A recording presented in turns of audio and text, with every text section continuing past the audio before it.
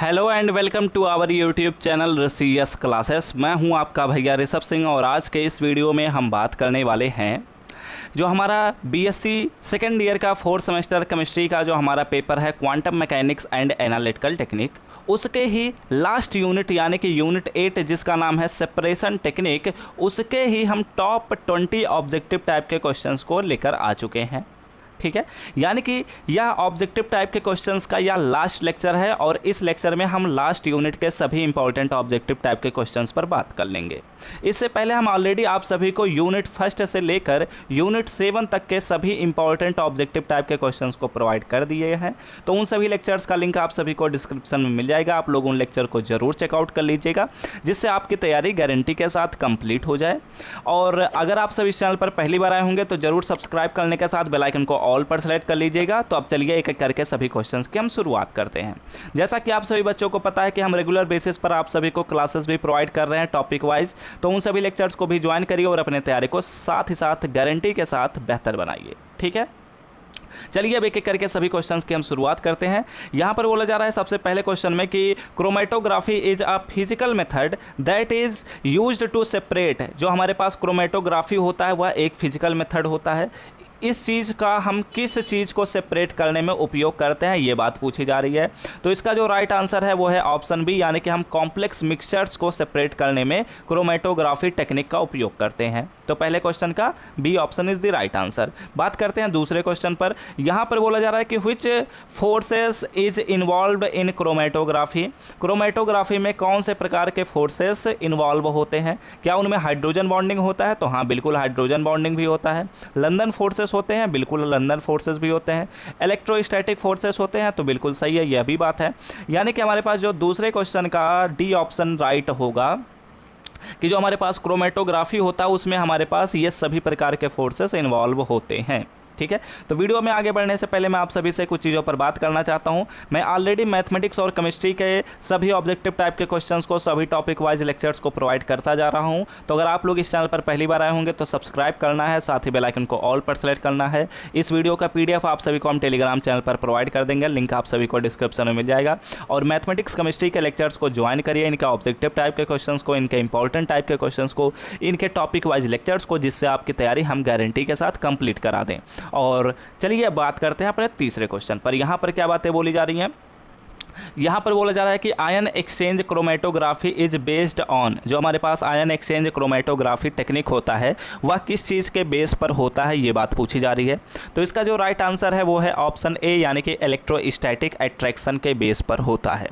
यानी कि तीसरे क्वेश्चन का A option is the right answer. बात करते हैं चौथे क्वेश्चन पर। यहाँ पर बोला जा रहा है कि solvent extraction is a dot dot dot analytical technique. जो हमारे पास सॉल्वेंट एक्सट्रैक्शन होता है वह कौन सा एनालिटिकल टेक्निक होता है, ये बात यहाँ पर पूछी जा रही है। तो एक्चुअली वो हमारे पास होता है सेपरेटिंग एनालिटिकल टेक्निक, इसलिए हमारे पास क्वेश्चन नंबर 4 का A option is the right answer. Okay, बात करते हैं क्वेश्चन नंबर 5 पर। यहाँ पर बोला जा रहा है कि solvent extraction is governed by which law. यहाँ पर पूछा जा रहा है ये जो हमारे पास सॉल्वेंट एक्सट्रैक्शन टेक्निक होता है जो कि एक सेपरेटिंग टेक्निक है, ना कि क्वालिटेटिव, ना कि क्वांटिटेटिव, ना कि आइडेंटिफिकेशन टेक्निक होता है, बल्कि सॉल्वेंट एक्सट्रैक्शन टेक्निक जो होता है वह हमारे पास एक सेपरेटिंग टेक्निक होता है, सेपरेटिंग एनालिटिकल टेक्निक होता है। तो यह किस लॉ के बेस पर काम करता है, ये बात पूछी जा रही है। क्या वह बायल्स लॉ के बेस पर होता है, या फिर ओस्टवाल्ड डाइल्यूशन लॉ के बेस पर होता है, या फिर नर्नेस्ट डिस्ट्रीब्यूशन लॉ के बेस पर होता है, या फिर बीट्स लॉ के बेस पर होता है? तो अगर बात किया जाए तो पांचवें क्वेश्चन का जो राइट आंसर है वो है ऑप्शन सी, यानी कि यह नर्नेस्ट डिस्ट्रीब्यूशन लॉ के बेस पर गवर्न करता है। इसलिए क्वेश्चन नंबर 5 का C option is the right answer. बात करते हैं क्वेश्चन नंबर 6 पर। यहाँ पर बोला जा रहा है कि which among of the following is not a membrane separation technique. Membrane separation technique का कौन सा ऐसा फॉलोइंग है जो नहीं है, ये बात पूछी जा रही है। कौन सा ऐसा टेक्निक है जो कि मेम्ब्रेन सेपरेशन टेक्निक नहीं है, ये बात पूछी जा रही है। चारों ऑप्शन आप सभी के सामने है। अल्ट्रा फिल्ट्रेशन, दूसरा ऑप्शन माइक्रो फिल्ट्रेशन, तीसरा ऑप्शन हमारे पास है रिवर्स ऑस्मोसिस, चौथा ऑप्शन हमारे पास है सॉल्वेंट एक्सट्रैक्शन। तो अगर बात किया जाए तो जो सॉल्वेंट एक्सट्रैक्शन होता है या मेम्ब्रेन सेपरेशन टेक्निक के अंतर्गत नहीं आता है। तो इसलिए क्वेश्चन नंबर 6 का D option is the right answer. बात करते हैं क्वेश्चन नंबर 7 पर। यहाँ पर बोला जा रहा है कि chromatography with a solid stationary phase is called. काफ़ी अच्छा क्वेश्चन है। Chromatography with solid stationary phase is called, उसे हम क्या कहते हैं जो हमारे पास chromatography with solid stationary phase होता है, ये बात पूछी जा रही है। तो चारों ऑप्शन आप सभी के सामने है। क्या उसे सर्कल क्रोमेटोग्राफी कहते हैं, स्क्वायर क्रोमेटोग्राफी, या फिर सॉलिड क्रोमेटोग्राफी, या फिर एब्जॉर्प्शन क्रोमेटोग्राफी।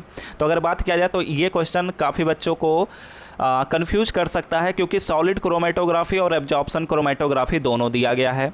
तो इस सिचुएशन में अगर बात किया जाए तो फिलहाल ऑप्शन डी ही राइट होगा, क्योंकि क्वेश्चन नंबर 7 का D option is the right answer. यानी कि जो हमारे पास chromatography with solid stationary phase होता है उसे हम एब्जॉर्प्शन क्रोमेटोग्राफी कहते हैं। ओके, अब बात करते हैं क्वेश्चन नंबर 8 पर। यहाँ पर बोला जा रहा है कि in reverse phase chromatography the stationary phase is made, जो हमारे पास रिवर्स फेज क्रोमेटोग्राफी होता है उसमें जो हमारे पास स्टेशनरी फेज होता है वह किस चीज़ से बना होता है। क्या वह नॉन पोलर होता है, पोलर होता है, या फिर दोनों होते हैं, या फिर कोई भी नहीं होता। तो अगर बात किया जाए तो यह नॉन पोलर होता है, इसलिए हमारे पास क्वेश्चन नंबर 8 का A option is the right answer. बात करते हैं क्वेश्चन नंबर 9 पर। यहाँ पर बोला जा रहा है कि the components which have a small value of k have an affinity for। समझना इस बात को, ये इंपॉर्टेंट क्वेश्चन है, कई यूनिवर्सिटी में पूछा भी जाता है। यहाँ पर बोला जा रहा है कि the components which have a small value of के हैव एन अफिनिटी फॉर, किसके लिए होता है? मोबिल फेज के लिए होता है, स्टेशनरी फेज के लिए होता है, किसी भी फेज के लिए नहीं होता, या फिर सोल्यूशन के लिए होता है। तो अगर बात किया जाए तो क्वेश्चन नंबर 9 का जो राइट आंसर है वो हमारे पास है ऑप्शन बी, यानी कि यह हमारे पास स्टेशनरी फेज के लिए होता है। ठीक है, तो क्वेश्चन नंबर 9 का B option is the right answer. अब बात करते हैं अगले क्वेश्चन पर। क्वेश्चन नंबर 10 में क्या बातें बोली जा रही हैं समझने का प्रयास करते हैं। यहाँ पर बोला जा रहा है कि which technique is also known as colour writing. बहुत ही इंपॉर्टेंट क्वेश्चन, ये बहुत सारे यूनिवर्सिटियों के क्वेश्चन पेपर में मैंने 2023 के ही एग्जाम में देख लिया। यहाँ पर बोला जा रहा है कि which technique is also known as colour writing, तो उसे हम कहते हैं क्रोमेटोग्राफी, इसलिए क्वेश्चन नंबर 10 का C option is the right answer. Okay, अब बात करते हैं क्वेश्चन नंबर 11 पर। क्वेश्चन नंबर 11 में हमारे पास बोला जा रहा है कि थिन लेयर क्रोमेटोग्राफी इज, जो हमारे पास थिन लेयर क्रोमेटोग्राफी होता है उसे हम क्या कहते हैं? क्या वह पार्टीशन क्रोमेटोग्राफी होता है, या फिर electrical mobility of ionic species होते हैं, या फिर एब्जॉर्प्शन क्रोमेटोग्राफी होता है, या फिर कोई भी नहीं होता। तो अगर बात किया जाए तो थिन लेयर क्रोमेटोग्राफी जो होता है वह एब्जॉर्प्शन क्रोमेटोग्राफी है, इसलिए क्वेश्चन नंबर 11 का C option is the right answer. बात करते हैं क्वेश्चन नंबर 12 पर। क्वेश्चन नंबर 12 में हमारे पास बोला जा रहा है कि in chromatography the stationary phase can be, क्या क्या हो सकता है हमारे पास stationary phase supported on solid, solids पर सपोर्ट करता है तब। ठीक है, चारों ऑप्शन आप सभी के सामने हैं, सॉलिड और लिक्विड, लिक्विड और gas, only solid, only liquid. तो अगर बात किया जाए तो क्रोमेटोग्राफी में जो हमारे पास स्टेशनरी फेज हो सकते हैं वो हो सकते हैं सॉलिड या फिर लिक्विड। ठीक है, तो इसलिए क्वेश्चन नंबर 12 का A option is the right answer. अब वीडियो में आगे बढ़ने से पहले अगर आप सभी चैनल पर पहली बार आए होंगे तो जरूर सब्सक्राइब करने के साथ बेल आइकन को ऑल पर सेलेक्ट कर लीजिएगा। और यह लास्ट वीडियो है जो मैं आप सभी को बीएससी 4th सेमेस्टर केमिस्ट्री के ऑब्जेक्टिव टाइप के क्वेश्चंस पर प्रोवाइड कर रहा हूं। इसके बाद जितने भी कोई यूनिवर्सिटी के क्वेश्चन पेपर हैं उन्हीं पर ही आप सभी को लेक्चर्स मिलते नज़र में आएंगे। और इस बात का ख्याल रखिएगा, मैं आप सभी को मैथमेटिक्स और केमिस्ट्री के लेक्चर्स रेगुलर बेसिस पर प्रोवाइड कर रहा हूँ, तो उन सभी लेक्चर को ज्वाइन करिए, लिंक आप सभी को डिस्क्रिप्शन में मिल जाएगा। बात करते हैं क्वेश्चन नंबर 13 पर। यहाँ पर क्या बातें बोली जा रही हैं? यहाँ पर बोला जा रहा है कि व्हाट इज़ इल्यूनेट। ठीक है, इल्यूनेट क्या होता है ये बात पूछी जा रही है।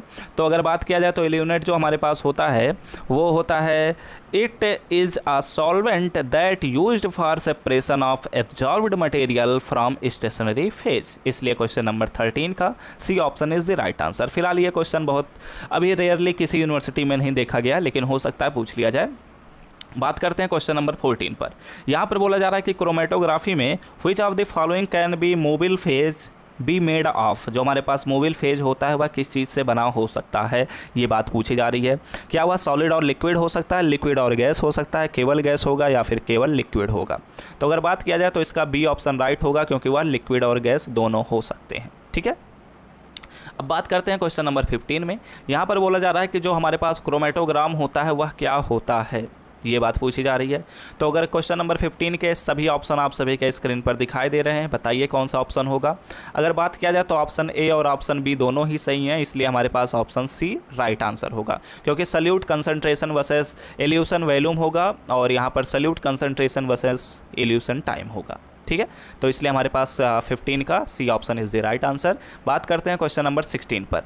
यहाँ पर बोला जा रहा है कि which of the following is used as a carrier gas in a gas chromatography। Gas chromatography में हम किसका कैरियर गैस के रूप में उपयोग करते हैं, ये बात पूछी जा रही है। तो एक्चुअली हम उसमें हीलियम का उपयोग करते हैं, इसलिए क्वेश्चन नंबर 16 का C option is the right answer. बात करते हैं क्वेश्चन नंबर 17 पर। यहाँ पर बोला जा रहा है कि ion exchange chromatography is based on, जो हमारे पास आयन एक्सचेंज क्रोमेटोग्राफी होता है वह किस चीज़ के बेस पर होता है, ये बात पूछी जा रही है। तो वो एक्चुअली हमारे पास क्वेश्चन नंबर 17 का B option is the right answer, क्योंकि यह electrical mobility of ionic species के बेस पर होता है। ठीक है, चारों ऑप्शन आप सभी के स्क्रीन पर दिखाई ही दे रहे हैं, इसलिए मैं यहाँ पर डायरेक्ट आंसर बताता चल रहा हूँ। चलिए अब बात करते हैं अगले क्वेश्चन पर। अगला क्वेश्चन हमारे पास क्या कहता है, ध्यान दीजिएगा।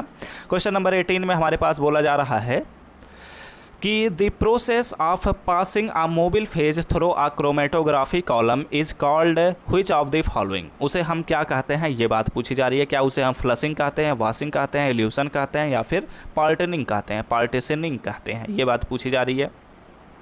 तो उसे एक्चुअली हम इल्यूशन कहते हैं, इसलिए हमारे पास क्वेश्चन नंबर 18 का C option is the right answer. बात करते हैं क्वेश्चन नंबर 18 पर। यहाँ पर क्या बातें बोली जा रही हैं समझने का प्रयास करते हैं।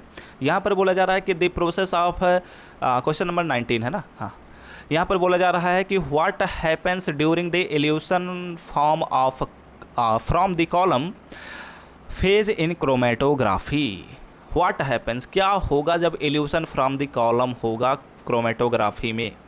तो इसका क्या राइट आंसर हो सकता है, बताइए बच्चों। चारों ऑप्शन आप सभी के सामने दिखाई दे रहे हैं, तो इसका जो राइट आंसर होगा वो होगा ऑप्शन बी, यानी कि components with least affinity elute first होता है। ठीक है, तो आइए बात करते हैं अगले क्वेश्चन पर। क्वेश्चन नंबर 20, जो कि इस वीडियो का और इस पूरे प्लेलिस्ट का लास्ट क्वेश्चन है।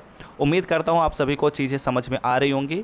अगर अच्छा लग रहा हो लेक्चर्स तो ज़रूर बताइएगा कमेंट करके, ये सभी चीज़ें हमारे लिए मोटिवेशन का काम करते हैं। फिलहाल 20 नंबर के क्वेश्चन में हमारे पास बोला जा रहा है कि using chromatogram as detector in chromatography a graph is obtained between ... and time. काफ़ी इंपॉर्टेंट क्वेश्चन है ये, एक यूनिवर्सिटी में मैंने देखा भी है।